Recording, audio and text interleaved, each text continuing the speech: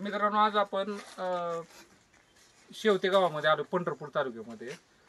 तर केळीमध्ये आपलं जे बॅकवॉटर आहे, उजनीचं जे बॅकवॉटरचा भाग येते, त्याच्यामध्ये ही पण गाव आहे. तर बॅकवॉटरमध्ये आता जिल्ह्यामध्ये आपण एक्सपोर्टमध्ये पहिल्या क्रमांकावर आहे महाराष्ट्रामध्ये.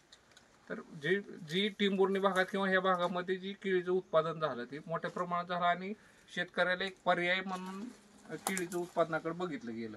तर आता जी आपण ह्या प्लॉटमध्ये आलोय, तर ही रेवा कंपनीची केळी आहे.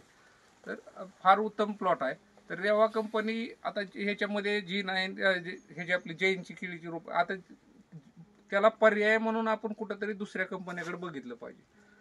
तर रोपाची जी या वर्षभरात जी शॉर्टेज झालं जैनचं, त्या जैनच्या शॉर्टेजमध्ये त्याचं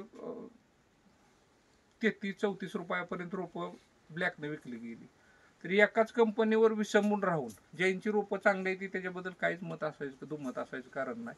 परंतु जी 93 आपल्या महाराष्ट्रामध्ये जी रजिस्ट्रेशन कंपनी आहे त्या कंपन्यामधल्या 5-10 कंपन्या शेतकऱ्यांनी सिलेक्ट स्वतःहून केल्या पाहिजे आणि त्याचे गावगणित प्रत्येक गावामध्ये लागण करून, आता यांच्या गावामध्ये मोठ्या प्रमाणात रेवाची लागण आहे, तर इथं शेतकऱ्यांनी येऊन बघून जैनला एकट्या कंपनीला रोपं पुरवणं शक्य नाही, तर इतर कंपन्या त्यांना कॉम्पिटिशनमध्ये आपण शेतकऱ्यांनी उतरवलं पाहिजे.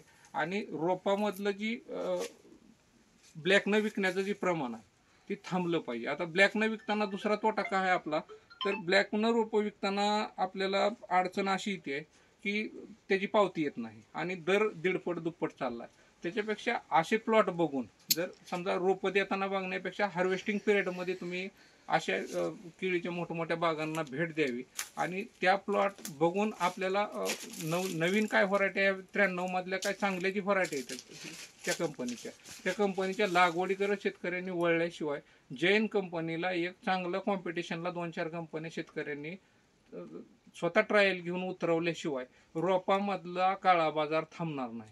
तर तुम्हाला बघायचं असलं तर पंढरपूर तालुक्यामध्ये ही शेवतं गाव आहे. अगदी तरुण पोर या गावामध्ये भरपूर शेती क्षेत्रामध्ये येते.